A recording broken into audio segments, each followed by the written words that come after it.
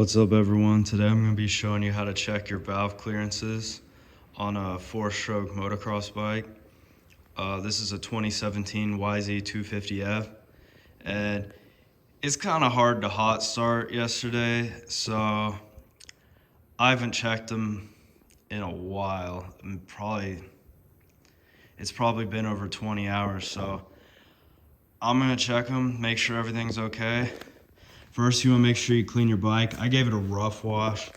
Definitely make sure to do better than I did, but I'm going to wipe all that up because I plan to ride soon anyway. And yeah, I know my tires are terrible. I'm going to swap those next. The tools you will need is a 8mm, 10mm, some pliers, 5mm Allen key. I believe that is a 6mm Allen. And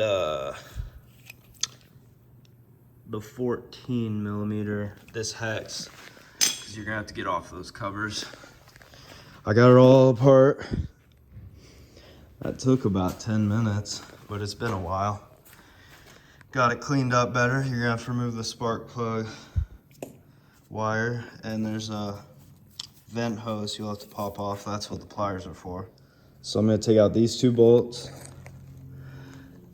and these 2 caps, and I'll catch back up with you. I also forgot to mention you are going to need a feeler gauge, of course. Most important part. So there it is. Your exhaust cam, your intake cam, and the timing chain.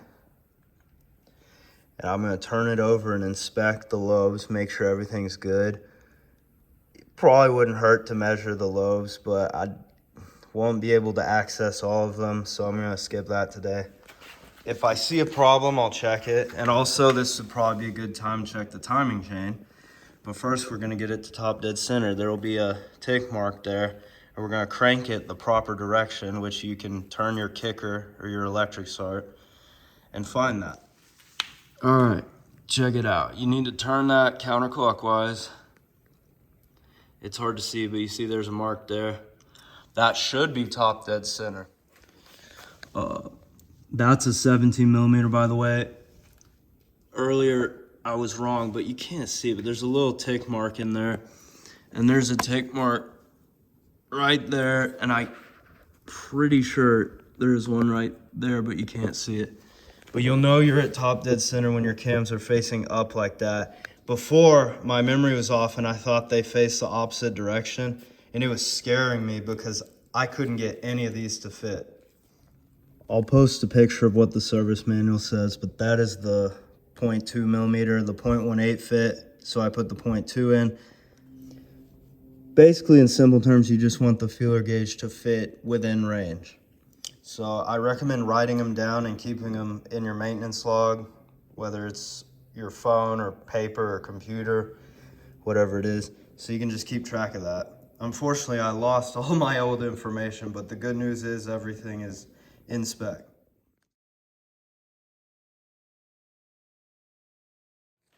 All right, here's what I got. Both exhausts were perfectly in spec. They were 0.2mm both. That is what fit the best. Here's the scary thing. That one over there is 0.13mm. I can barely fit the 0.15 in the other intake one over here. So this one on the corner here is barely in range. So I'm gonna order a shim kit, I guess, and I'll see about how long I should let it run. See, look, here's the 0.13. It's in there just fine. Sticking this one, it's perfect. 0.12 is the limit. But see, take this 0.15. Hold on, I'm gonna clean it off really quick. All right, we're good. It never really was dirty, but put this 0.15 in here. I know it's hard to see, but I cannot get it to go in there.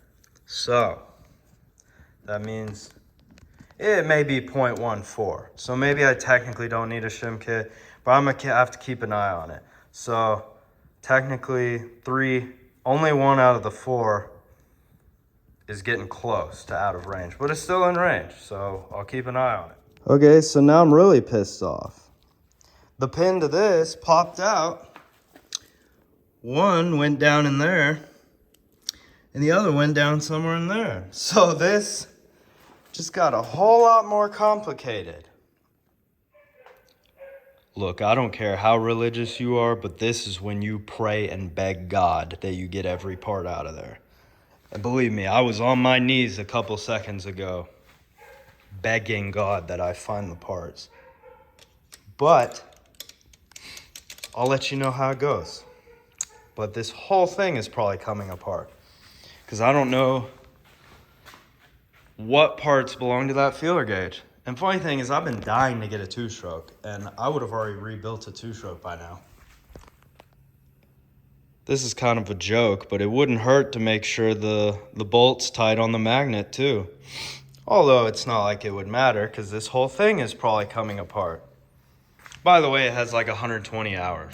So I still think it would have ran many more hours, because it doesn't smoke, it runs pretty healthy, and obviously the valves are all still in spec.